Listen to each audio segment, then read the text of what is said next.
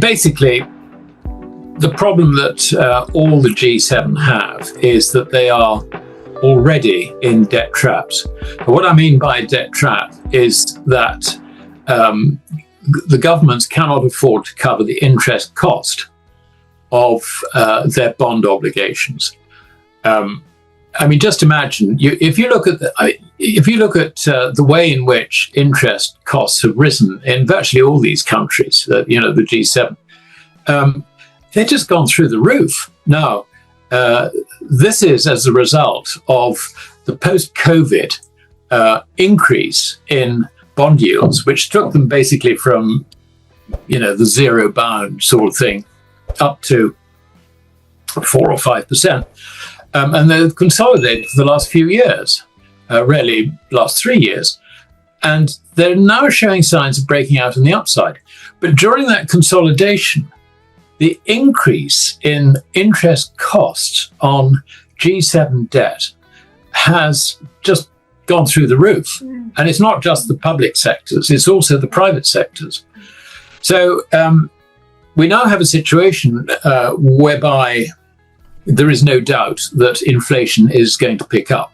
By inflation, I mean, prices in general, which will reflect a fall in the purchasing power of the currencies, but never mind. We look at it in terms of rising prices. We've got diesel shortages. We have got, ship bunker shortages. We have got jet fuel shortages. We've got helium shortages. We've got sulfuric acid shortages. We've got fertilizer shortages. We have got a drought in Europe, which has more than halved crop yields. This is just all bad news. It's as simple as that. And the Hormuz crisis is not going to end tomorrow. No. And I think that an extra spin on this problem has been given by the Houthis, effectively taking Saudi oil to the tune of about 7 million barrels a day off market through attacks on refining capacity and also on the port of Yanbu, and also restricting or stopping shipping, tanker shipping, going through the Bab el-Mandab Straits at the bottom end of the Red Sea opposite Djibouti.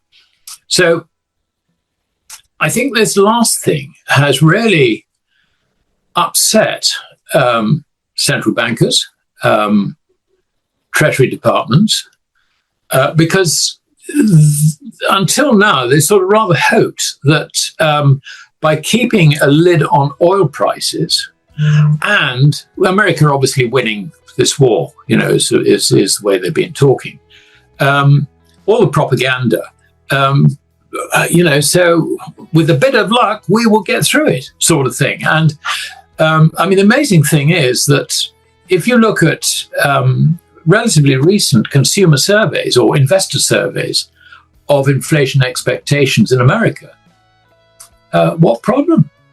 They say, okay, it might go to 4% later on this year, but after that, we expect it to come back to 3%. It's the same as the UK.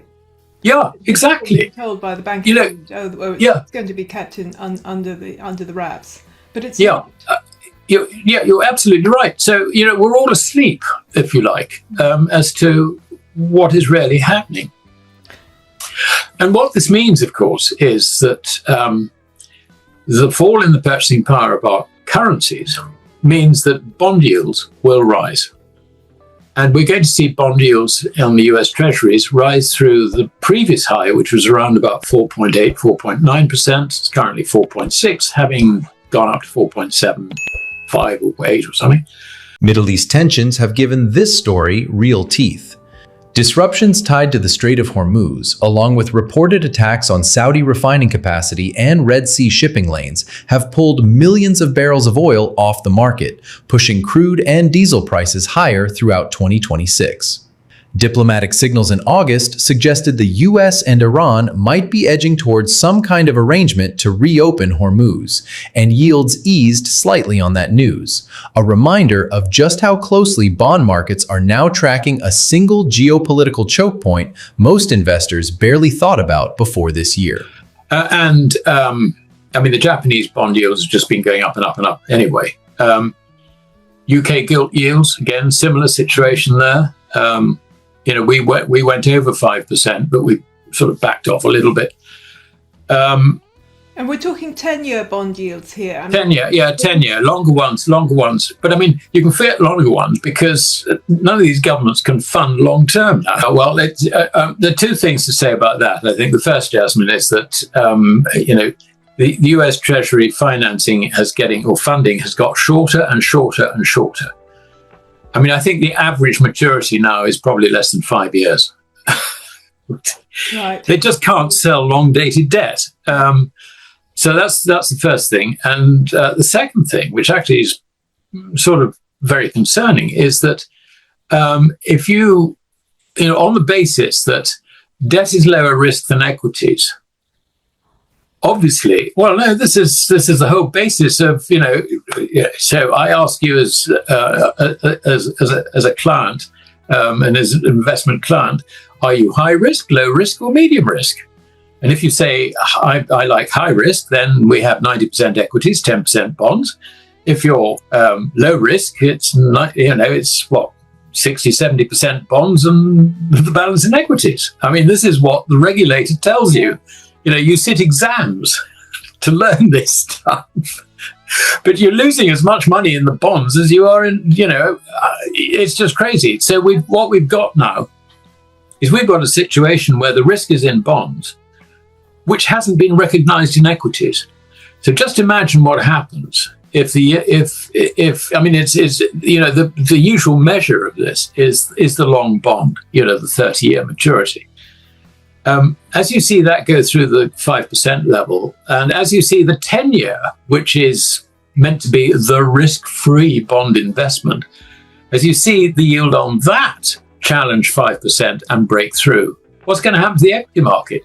That bubble is going to burst, and it's going to be spectacular. Well, it was more intervention in the currency, and I think it's crazy, personally. I mean, because all it did was it triggered a bear squeeze, which would have harmed the carry trade.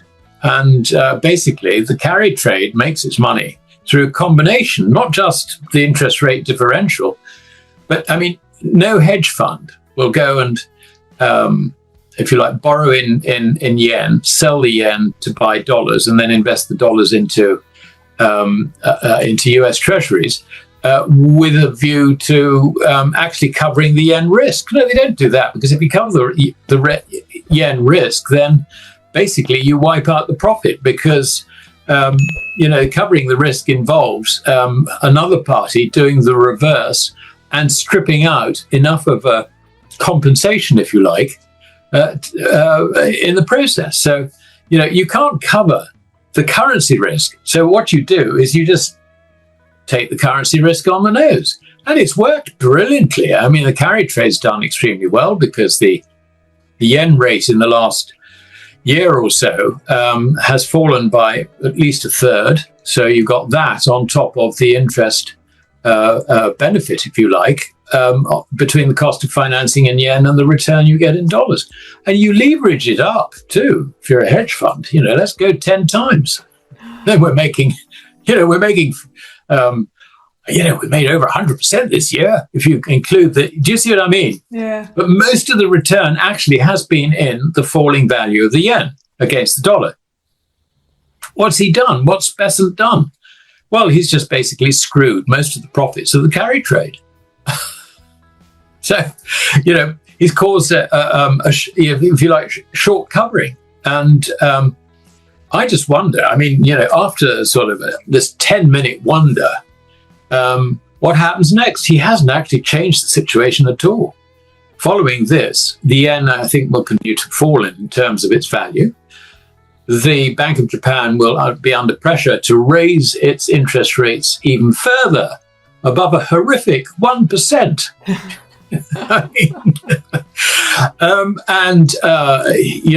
The Japanese Finance Ministry, which asked its pension funds to invest more in Japanese debt, guess what? They have to sell foreign debt in order to do so. And also, guess what? The insurance companies, the returns I've seen, they have been liquidating their foreign investment assets as well. Well, I think it's going to be returned to that. Well, I mean, Japan is in trouble. For decades, portfolio models treated bonds as the low-risk anchor and equities as the risk-on trade. That assumption is starting to crack, and Japan may be a warning sign of what's coming. With 10-year Treasury yields flirting with the 4.7% to 5% range and 30-year yields under similar pressure, bondholders have started absorbing losses that used to be considered strictly an equity market risk. Governments have responded by shortening the maturity of what they're issuing. The average maturity of U.S. debt has compressed toward the shorter end as demand for long-dated paper has thinned out. Analysts warn that if the 10-year or 30-year yield decisively breaks above 5%, it could trigger a much sharper repricing in equities too. You and I can readily identify the problems that Japan has, which, I've been talking through, and it's not a surprise to you, I can see from your reaction. But the other thing that's been exposed by this problem is that it's absolutely clear that the US Treasury knows it has a problem. Yeah, that's the other side of it. Think on this. We get higher we get higher inflation, as they call it, which basically means that the dollar loses its purchasing power. So bond yields have to rise above that 5% level. You have got the consequences of Hormuz and now the Red Sea being closed off. This is not going to end soon. There's not a magic wand going to be waved. That's not going to happen.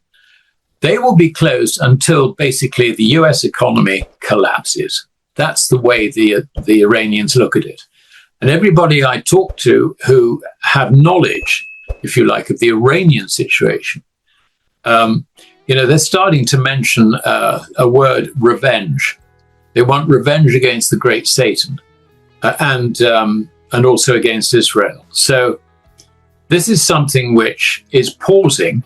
We've got a 60-day pause, which incidentally ends on October the 16th. So all that Iran has been doing is that when they've been bombed by America, they have retaliated against American bases. They haven't touched Israel. They have, in this sense, respected the 60-day pause. That ends in the middle of this month, on the 16th of August. I think it'll probably kick off after that. And I think they will probably attack Israel this time as well. God. So this is going to get worse. On that basis, you're going to see reflected in consumer prices, you're going to see, well, two things. The private sector is going to go into a slump. And the second thing is you're going to see prices really rising. Call it the worst situation of stagflation you can possibly imagine. What do governments do? They want to borrow money because they've got to go and support their economies. They've got to support their financial markets. You ain't seen nothing yet in terms of what they borrow. But they're running into a brick wall in terms of debt. Yes. They can't actually raise any more. So how is this going to play out? Well, the answer basically is that their financing is just going to get shorter term. And you're going to end up with the US Treasury basically, the equivalent of printing money, because the debt on the other side will be, sort of 1 month T-bills. In late July 2026, the US and Japan carried out their first joint currency intervention since the 1990s, buying yen to stop its slide past 158 to the dollar. A roughly $14 billion move publicly confirmed by Treasury Secretary Scott Bessent. Critics call that a rounding error next to the yen carry trade, which some estimate runs into the trillions, built on borrowing cheaply in yen to fund dollar assets while leaving the currency risk uncovered. Bloomberg reported that the intervention's effects were already fading within days, and the underlying pressures, a weakening yen, a hawkish-leaning Bank of Japan, and Japanese institutions pulling capital back home, remain largely unresolved. And not much longer, because they can't afford. They can suppress the interest rate, but they can't actually manage the longer-term rate because there won't be any buyers in the longer term. So forget about anything with maturing in more than 5 years, more than 2 years, possibly. And under those circumstances, your money printing is going to have on the other side of the balance sheet just shorter term obligations. So what happens to the purchasing power of the dollar? Well, I mean, it's a crisis. It's not going to actually, they can't stop it happening. And if you look at the makeup of the equity market, there is foreign interest in the equity market on the last Treasury International Capital System, the tick figures, was registered at, I think it was just under $25 trillion. $25 trillion of foreign investors hold US treasuries. Now, we know what happens in a crisis. You sell all the foreign stuff. Yes. That's going to be liquidated.